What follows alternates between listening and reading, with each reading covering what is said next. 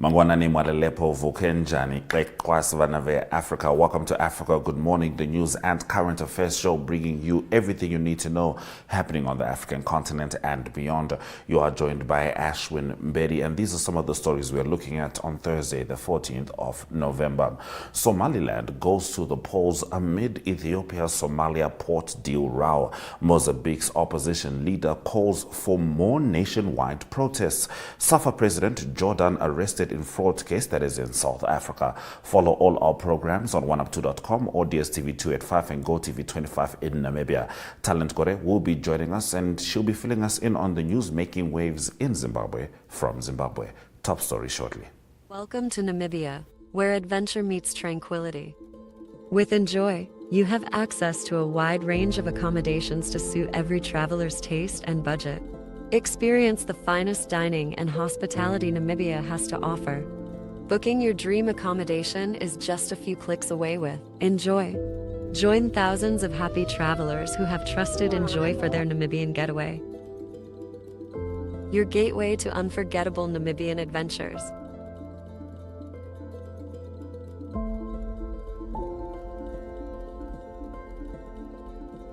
Visit us today at enjoy.my.na.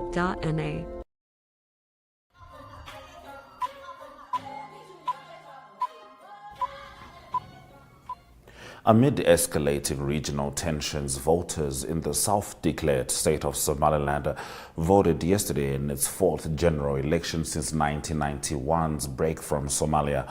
While Somaliland now has its government, parliament, currency, passports and other features of an independent country, however, its sovereignty remains unrecognized internationally as Somalia continues to view it as part of its territory.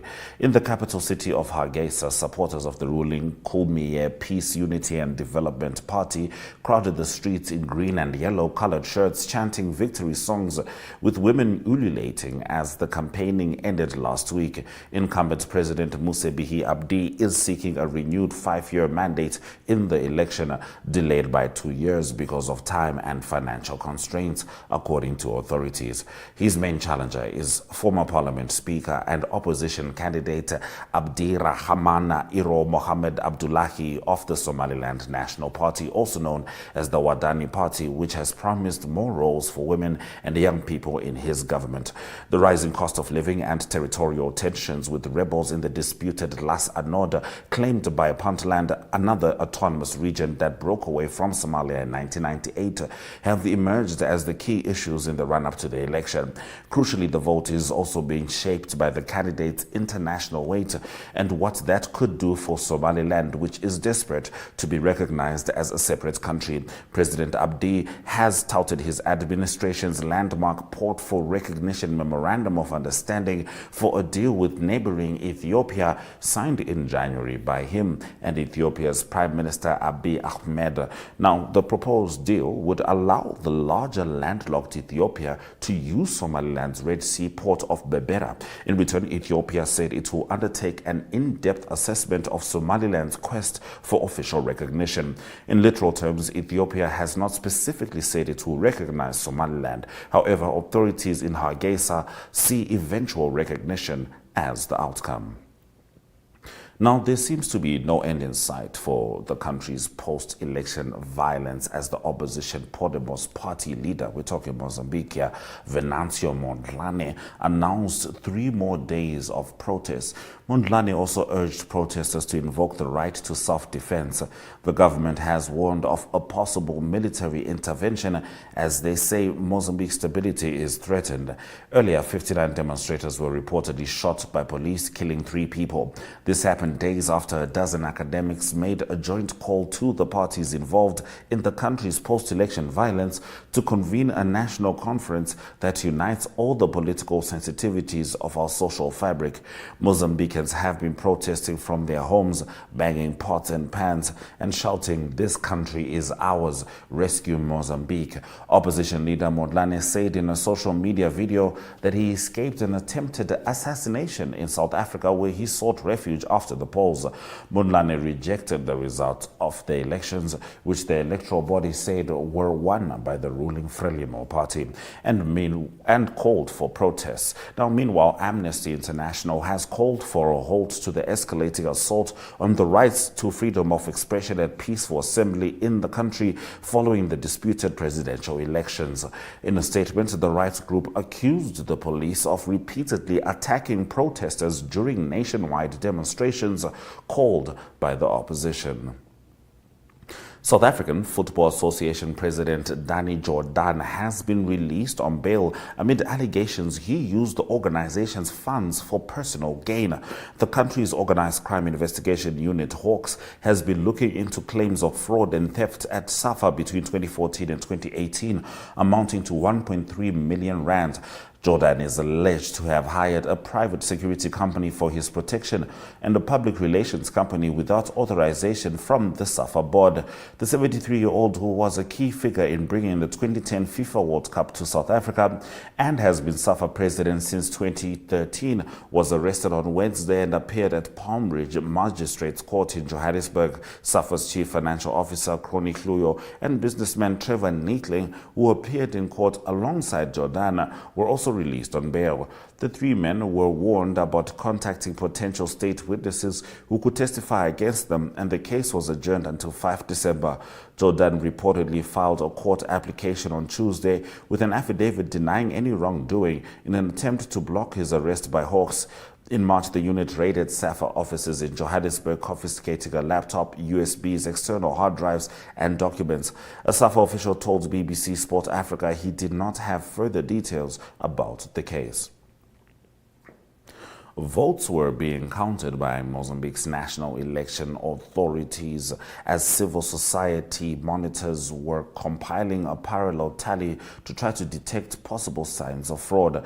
The Southern African country had voted in a national election that was widely expected to see the ruling Frelimo party extend its 49 years in power, and as we know, Frelimo has been accused of rigging elections, which has led to the protests in Mozambique. Just a further update on that country. You're still with Africa Good Morning. Talent Gore joins us from Zimbabwe after the break.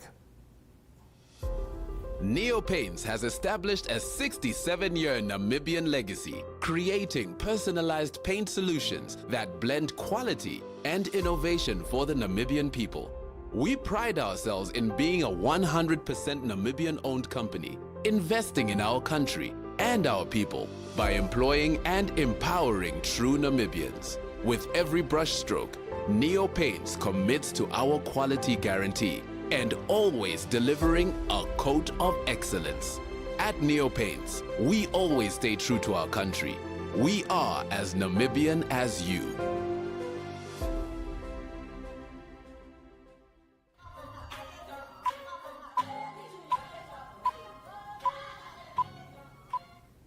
Let's talk to Talent Gore as she brings us the news stories from Zimbabwe. Talent Wamukase. Africa. Now, 24 schools, 100 homes have been damaged by rains. Please tell us more about this. Yes, heavy localized downfalls that have hit the country since the commencement of the rainy season have damaged 24 schools across 6 provinces in Zimbabwe, along with 102 houses and infrastructure at 2 clinics. Well, this was reviewed by the Department of Civil Protection. No injuries were reported, but the damage done left a lot of people harmless, and the government has since activated all civil protection structures at national and local levels to respond to weather-related emergencies. In its latest situation report, the Department of Civil Protection has said that the rains have caused massive destruction to property in some parts of the country. The rains damaged schools, houses, and clinics, but fortunately enough, there are no injuries that were reported. No one died from these destructions, and no one was injured during during this whole course of the time that the rains were destroying infrastructure in some parts of the country. So the Civil Protection Unit has also warned that this is going to continue because right now we are currently experiencing heavy rains. So they're going to be monitoring the situation and they're going to be informing the nation on the damage that would have been caused by the rains during this rainy season. So the government has stepped in there and they have activated Gore protection units and they're working on ensuring that people are safe. All right, Talent. Now, we certainly hope that can be handled sooner rather than later. Moving on to your next story, Justice, Legal and Parliamentary Affairs Minister Ziyambi says the government has launched an investigation into the demolitions that were carried out by the Harare City Council in the city without a court order. Tell us more. Yes, I think this week the Harare City Council demolished close to 20 houses each fell, which they claimed were built on land illegally bought from land barons. But the government has stepped in and said that the council is lying that they had a court order. In particular, Minister Ziyambi has said that the council had no court order, they had no right to demolish those houses, and they have launched an investigation. And the government has also distanced itself from the demolitions, saying that they verified the absence of a court order. In fact, in this particular case, the municipality of Harare that demolished the houses without a court order, everything that the honorable member said, the minister said, sorry, is actually the opposite of what the city council is saying. The Harare City Council is saying that we have a court order. We just can't go and demolish houses without a court order. We were given a court order, and the land in question was built illegally. The land in question was taken by the land barons. They did not buy it from the council. The council is also saying that the land barons in question approached the Harare City Council wanting to buy that particular land, but was told that that land belonged to council and it was not going to be sold. But the land baron then went to the people and sold that land, and people actually bought approximately close to 50 stands were sold on that particular land, and those stands they range from 35 to 40,000 because Belvedere, that particular area is quite affluent. It's an affluent suburb in Harare, so they're selling around 35,000 United States dollars to 40,000. So right now investigations are taking place. The government has said that they are investigating this case, but the city council is saying that what we did it with a court order and there's nothing that government can do. But in Zimbabwe, we know that the city council reports to the Ministry of Local Government. They just don't do things without the local government knowing what is happening. They're saying that they told the ministry, they told everyone involved, they had a court order, but right now government is saying that they are not involved in the demolitions. So we're just going to be monitoring the situation to see how it is going to pan out, as government has announced that they are conducting investigations into the matter, but they have actually distanced themselves from that situation. Thank you very much, Talent. And Talent, just a quick update. I understand load shedding is quite significant in Zimbabwe, currently reaching even 30 hours in Harare. Yes, approximately right now we're experiencing approximately 30 hours of load shedding, and the Zimbabwe Power Company, the Zimbabwe Electricity Transmission Distribution Company, which is in charge of electricity in Zimbabwe, said that the national power grid is currently experiencing reduced electricity generation capacity due to a technical fault at Wange Power Station, and this has been further compounded by the low generation of at Kariba Power Station. So right now, sorry. All right, I believe we had a bit of a mix-up right there with talent. I hope it wasn't actually the electricity that went out, but a worrying situation, up to 30 hours without electricity in Harare. Let's have a look at the weather predictions before economic news.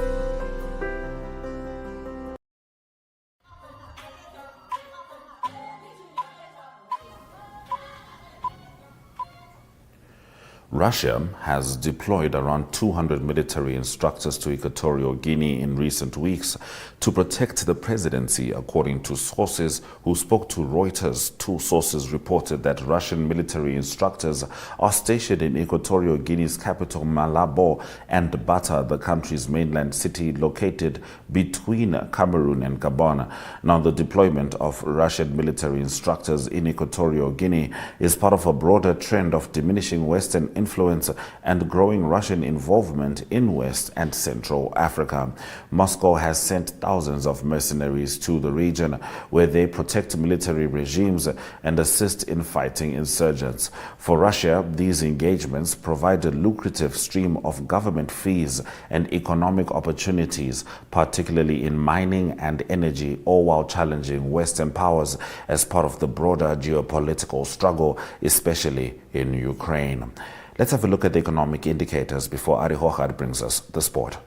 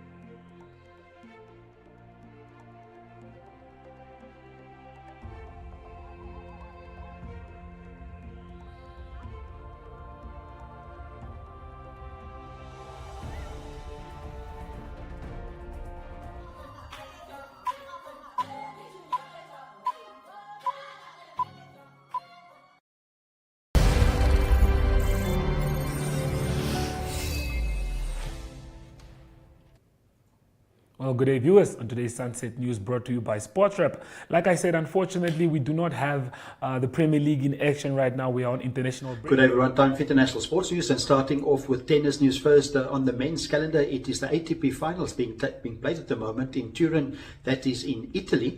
And news from the tournament is the world number one, Yannick Sinner. He had another win. He beat Taylor Fritz in his group by 6-4 and 6-4. It's still group stage games, and it's also Daniel Medvedev in the same group. He lost his first game, but he beat Alex de Minaur in the second game that Medvedev played.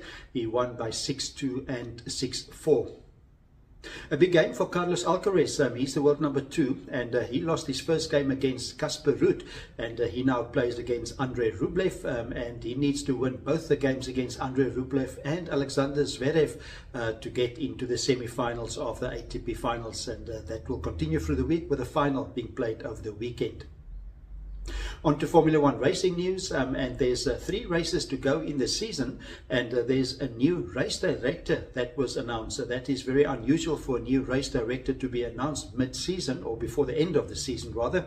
It is Niels Wittich. He announced that he will no longer be the race director for Formula One, and it is uncertain what the reasons are. It is a FIA that didn't give official reasons for that, but there's speculation from a German news agency that reported that there might be a result of a bad relationship between Wittich and the FIA president. His name is Mohammed Ben Sulayem, and it is Sulayem that was also in the news recently because the race drivers also challenged him officially, and that was the way he communicate with the race drivers, and also the disrespectful language he uses against the race drivers. So it is challenges in Formula One. The next race will be on the 24th of November, Sunday, and that will be in Las Vegas. On to cricket news, and it is the International Cricket Council that still need to decide or confirm that the Champions Trophy will be played in Pakistan next year. That is men's cricket. That's a one-day series, and it is Pakistan that will host the series next year. That will start on the 19th of February, so it's very close still. The reason why it is still a discussion is that India announced officially to the ICC that they will not play in Pakistan. The reason for that is there's an ongoing political tension between India and Pakistan that goes back many years, and India have not played in Pakistan for the last 16 years. It's also the first time since 1996 that a major tournament has been awarded to Pakistan, and it is still under discussion at the ICC, and there's also speculation that South Africa might be in the running to host the tournament if Pakistan is not going to host the tournament next year. That's international sports news for today. Hope you have a great sport day, and we talk international sport again tomorrow. Goodbye.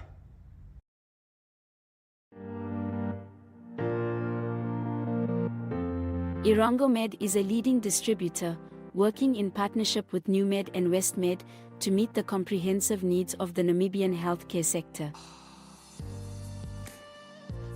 As a partner pursuing sustainable global healthcare, we offer industry-leading medical solutions through our key focus areas, which include pharmaceuticals, orthopedics, ophthalmology, surgical devices and capital equipment, as well as a well-established scientific laboratory division.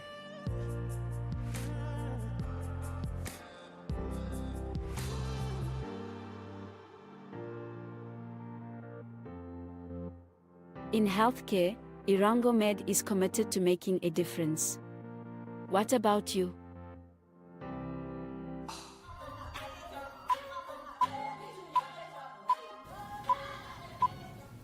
Thank you for staying with Africa Good Morning throughout the broadcast. Here are some of the highlights from this morning. Somaliland goes to the polls amid Ethiopia-Somalia port deal row. Mozambique's opposition leader calls for more nationwide protests. Russia tightens military grip in West Africa with instructors in Equatorial Guinea. DSTV 2 at 5, GoTV 25, oneup2.com, and Network Media Hub is precisely where you can find us. From me, Ashwin Berry, and the Africa Good Morning team, Swadesh Ganaka.